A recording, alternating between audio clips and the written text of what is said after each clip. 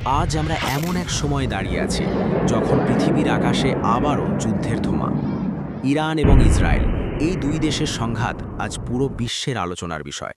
কিন্তু প্রশ্ন হলো, এই যুদ্ধের আগুনে আসলে কারা জ্বলছে? রাজনৈতিক নেতারা নাকি সাধারণ মানুষ? যখন যুদ্ধ শুরু হয়, খবরের শিরোনামে সংখ্যা থাকে, এতজন নিহত, এতটি ভবন ধ্বংস।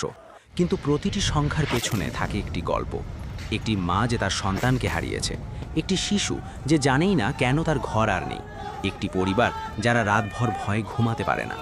আমরা টিভিতে যুদ্ধ দেখি, কিন্তু যারা যুদ্ধের মধ্যে থাকে তারা প্রতিটি মুহূর্তে মৃত্যুর ছায়া দেখে। ইতিহাস আমাদের কি শিখিয়েছে? মানব ইতিহাসে অসংখ্য যুদ্ধ হয়েছে, কিন্তু বলো তো, কোন যুদ্ধ স্থায়ী শান্তি এনেছে? যুদ্ধ কখনোই স্থায়ী সমাধান নয়। যুদ্ধ শুধু নতুন প্রতিশোধের বীজ বপন করে। আজকের রাগ আগামী দিনের আরেকটি সংঘাত তৈরি করে। এই চক্র চলতেই থাকে। বন্ধুরা, আজ সোশ্যাল মিডিয়ায় হাজার রকম ভিডিও, পোস্ট, উত্তেজনামূলক বক্তব্য ঘুরছে। কেউ বলছে ওদের ধ্বংস হওয়া উচিত, কেউ বলছে প্রতিশোধ নিতে হবে। কিন্তু মনে রেখো, ঘৃণা দিয়ে কখনো ন্যায় প্রতিষ্ঠা হয় না। তুমি যদি সত্যিকারের শক্তিশালী হতে চাও, তাহলে তোমাকে আবেগ নয়, বিবেক দিয়ে চিন্তা করতে হবে। ইসলাম কি শিক্ষা দেয়? আমাদের দিন আমাদের শিখিয়েছে, অন্যায়ের বিরোধিতা করো, কিন্তু সীমা লঙ্ঘন করো না।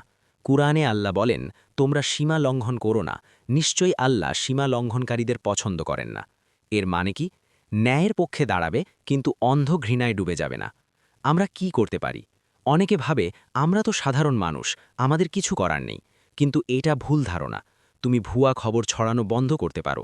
তুমি ঘৃণামূলক ভাষা ব্যবহার না করে উদাহরণ তৈরি করতে পারো।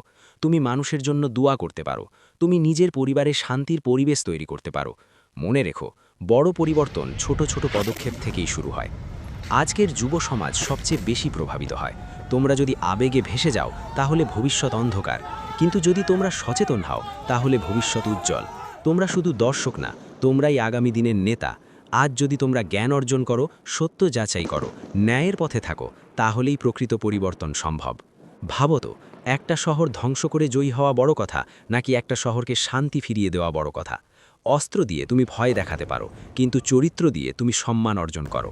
আজ পৃথিবীর সবচেয়ে বড় প্রয়োজন ক্ষমতা নয়, প্রজ্ঞা; অস্ত্র নয়, ন্যায়বোধ; ঘৃণা নয়, মানবতা।